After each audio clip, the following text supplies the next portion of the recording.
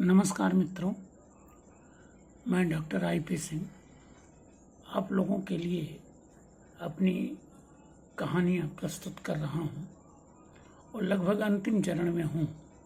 एक दो कहानी पर मेरा कहानी संग्रह तैयार हो जाएगा और फिर आपकी सेवा में उसे प्रस्तुत करूँगा। ऐसे ही भोगे हुए यथार्थ पर एक कहानी आज प्रस्तुत कर रहा हूँ मैं। आशा है कि आपको अपने परिवेश से जुड़ी हुई कहानियाँ लगेगी। रोटी बाजरे की। विपिन, बिल्कुल यही नाम था उसका। बहुत ही प्यारा बच्चा, बिल्कुल मासूम सा। उसका नियमित कार्यक्रम था। प्रार्थना समाप्त होने के बाद बड़ी श्रद्धा के साथ एक एक शिक्षक का पैर छूने के बाद अपनी क्लास में जाना। उसका हंसमुख चेहरा देख सभी के चेहरे पर मुस्कान खिल जाती थी।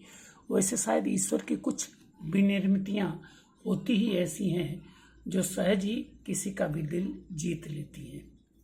बड़े सर से तो उसका कुछ अधिक ही लगाव हो गया था, पर उस दिन वह बहुत ही शांत था। चेहरे पर गहरी उदासी छाई थी। बड़े सर ने एक दो अध्यापकों से कहा तो उन्होंने भी स्वीकार किया कि सर, आज ये वास्तव में उदास है। प्रार्थना समाप्त हुई तो रोजाना की तरह उस दिन भी उसने सभी के पैर तो छुए थे, पर पहले जैसे उत्साह के साथ नहीं।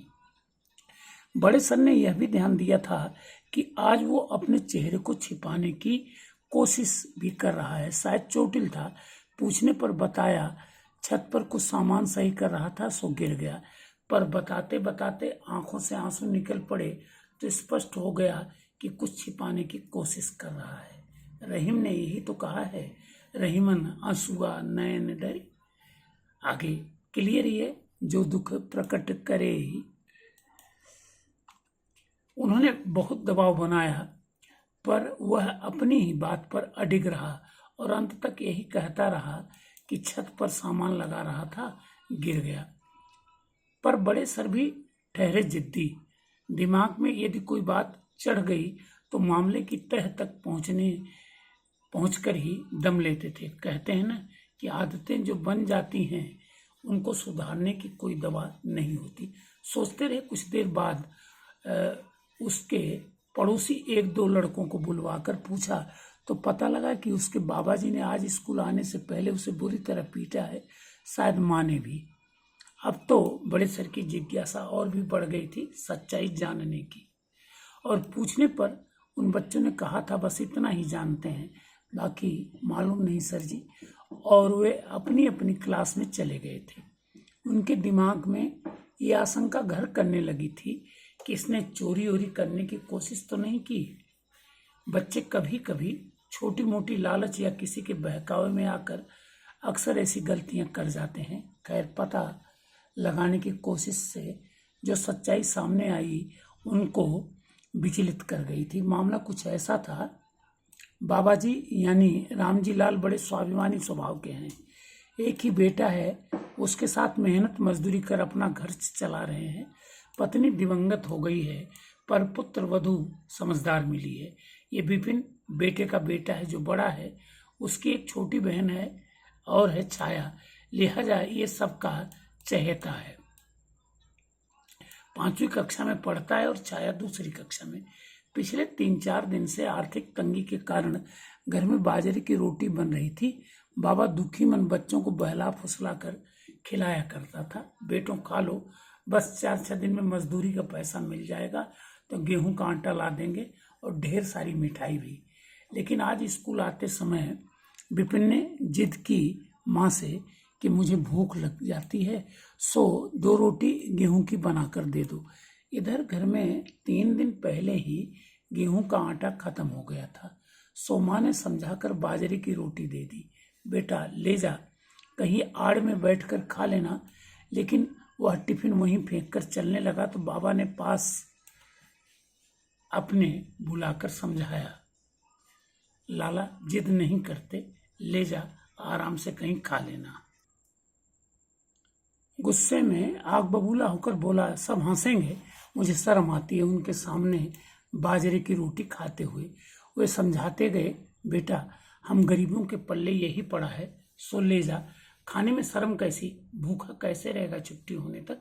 1-2 दिन में कहीं से गेहूं का आटा ला दूंगा, तब गेहूं की रोटी ले जाना। पर उसे जिद ऐसी चढ़ी थी कि उसने किसी की एक नहीं सुनी। माँ ने फिर से लाकर टिफिन पकड़ाया तो उसे नाली में फेंक दिया। उसके इस कृत्य पर बूढ़े को जो गुस्सा आया वो हजम नहीं हुआ, सो झपट कर उसके पास आया और दनादन 2-3 चांटे रसीद कर दिया। चीख सा पड़ा था, कमीने, भगवान ने हमें तो इतना भी दे दिया है, बाकी न जाने कितने भूखे पेट सोते हैं।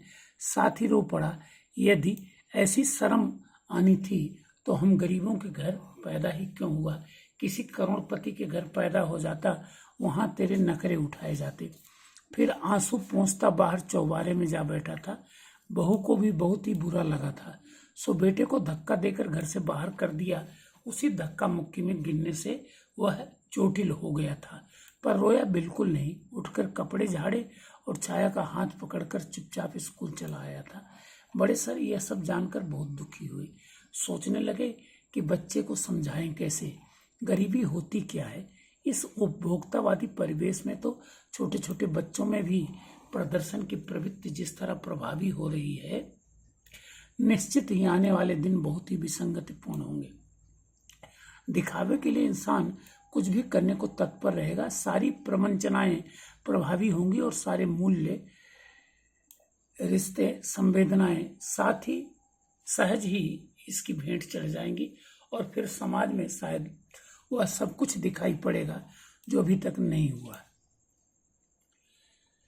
माथे पर हाथ रख सोच ही रहे थे कि स्कूल के चौकीदार साहब, जिनका घर स्कूल के सामने ही था, पास आकर बड़े सम्मान से बोले, साहब आज घर पर बाजरे की रोटी बनी है, खाओगे क्या। उनके कुछ कहने के पहले ही उन्होंने फिर कहा था, गरम गरम अच्छी लगती है, कहो तो ला दूं। सुनकर और कुछ गुन कर ही वे मन ही मन आनंदित हो उठे थे। समस्या का समाधान इतनी आसानी से मिल जाएगा उन्हें विश्वास ही नहीं था। बोले, हाँ 1 रोटी जल्दी से ला दो, फिर कॉलेज भी जाना है।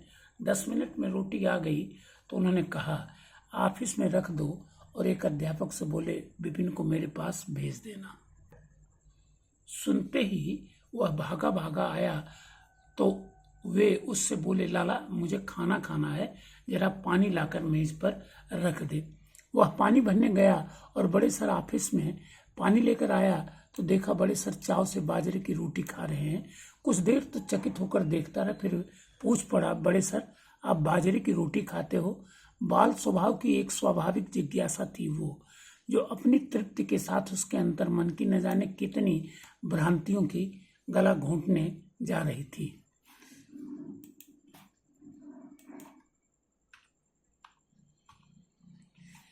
क्यों, हमें नहीं खानी चाहिए क्या रोटी बाजरे की।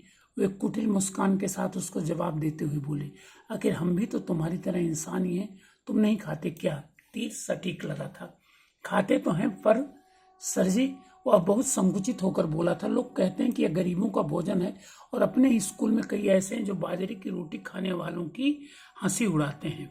2 दिन पहले मेरी भी उड़ाई थी सर जी, बहुत बुरी बुरी बोले थे। सुनकर वे कुटिलता से मुस्कुरा पड़े। अब अच्छी तरह समझ गए थे कि ये रोग कहाँ से और कैसे लगा है इसको। निश्चित रूप से बच्चों को ये संस्कार अपने परिजनों या परिवारीजनों से ही मिलते हैं अथवा संपर्क से, जिन्हें मालूम नहीं कि यदि बबूल का पेड़ लगाओगे तो उगेगा भी बबूल ही, आम नहीं। पर शांत रहे। समझ में नहीं आ रहा था कि अब विपिन से क्या कहें जो उसकी सोच आमूल चूल बदल दे। अंदर की कश्मकश के मध्य कुछ देर उसकी तरफ देखते रहे, फिर बोले, बेटे क्या यह जानते हो कि संसार में लाखों लोग ऐसे भी हैं जिन्हें भोजन के नाम पर यह बाजरे की रोटी जैसी रोटी भी नसीब नहीं होती। और दूसरी तरफ दिल्ली, मुंबई, अहमदाबाद जैसे न जाने कितने नगरों, महानगरों में 500 रुपए तक की थाली मिलती है बाजरे की रोटी की। बड़े बड़े लोग कार से आकर उसे खाते हैं होटलों पर। सच गुरुजी। सुनकर वह चौंक पड़ा था। सहसा पूछ पड़ा, फिर बाजरे की रोटी खाने वाले की हंसी क्यों उड़ाते हैं। यह दुनिया बावरी है बेटा। उसकी रीत ही यही है कि जब भी मौका मिले दूसरों की कमी की हंसी उड़ाया करो। याद रखना, तुम जितना बुरा मानोगे उनको ऐसा करने में उतना ही मजा आएगा। तब तो गुरुजी कुछ कहते कहते वो रुक गया। बोलो, उसने सकुचाते हुए कहा था, मैं भी अब कल से बाजरे की रोटी ले आया करूंगा। मतलब, उन्होंने पूछा था। इस पर उसने साफ साफ सारी घटना का बयान कर दिया था। सर, ये मुझे भूख लग जाती इंटरवल में, घर पर गेहूं की रोटी नहीं मिली तो 1-2 दिन बाजरे की ले आया। इस पर सभी मुझे मजाक भरी नजरों से देखने लगे। सो आज मैंने मम्मी से गेहूं की रोटी मांगी तो बाबा जी ने पिटाई कर दी, बाद में मम्मी ने भी। बड़े सर उसकी एक एक बात को बड़ी गंभीरता के साथ सुन रहे थे। उसने अपनी बात पूरी की तो उसकी तरफ ध्यान से देखते हुए पूछ पड़े, केवल रोटी मांगने पर ही उन्होंने इतनी पिटाई कर दी थी या तूने कुछ और भी गलती की थी? सुनकर वह शांत रह गया तो डपटते हुए बोले, सच बोल विपिन, नहीं तो मैं भी तेरी ढंग से ही कुटाई करूंगा।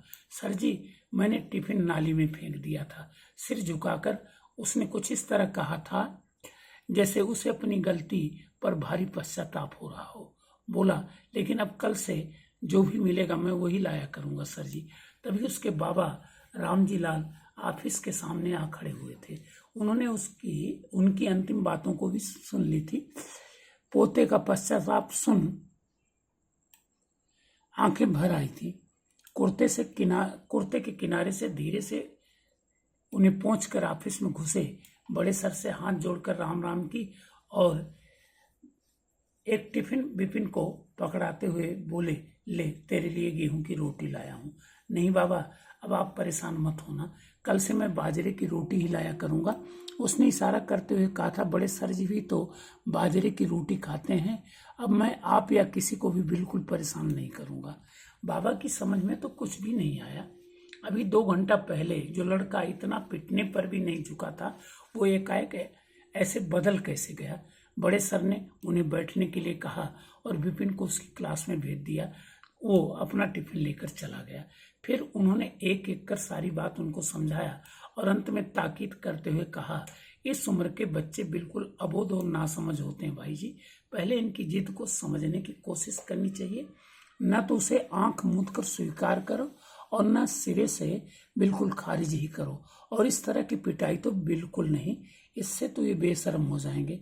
बाबा ने बताया, साहब गरीबी से गुजर रहा हूँ, घर बनवाया तो कर्जा हो गया था, सो उसे पाटने में 2 जून की रोटी किसी तरह जुटा पा रहा हूँ। बस अब पूरा होने वाला है, पर आज इसने कुछ ज्यादा ही जिद कर दी, बदतमीजी भी। इसी से हाथ उठ गया, मेरा भी और बहू का भी। बच्चा है, नासमझी कर बैठा, ये क्या जाने मजबूरी क्या होती है। थोड़ा रुक कर भरे गले से बोले थे, उधार का आटा लाकर रोटी बनवा कर लाया हूं साहब जी। उनको रोकते हुए वे बीच ही में बोल उठे थे, अब परेशान होने की कोई जरूरत नहीं, वो कल से कोई भी रोटी लाएगा, मैंने उसे अच्छी तरह से समझा दिया है। सच वे चकित रह गए थे। ये परिवर्तन अचानक भला हुआ कैसे? पूरी घटना सुनकर वे चौंक पड़े थे। बड़े सर ने इस पर बताया था कि अगर बच्चों की परेशानी समझकर उनको समझा न सके तो भला अध्यापक कैसा। सच गुरुजी, कहते हुए वे विनम्रता से झुके और फिर बाहर निकल गए। मुदित मन सोचते चले जा रहे थे कि शायद इसीलिए गुरु को इतना महान माना गया है। पल भर में कैसे सब कुछ बदल कर रख दिया इन्होंने, किसी जादूगर की तरह। तो मित्रों, मेरी एक कहानी ये बाजरे की रोटी, ये भी करीब अनुभूत सत्य ही है। अच्छी लगे तो लाइक करें, सब्सक्राइब करें, मित्रों को भी बताएं। बहुत बहुत धन्यवाद। अगली कहानी में फिर मिलता हूँ।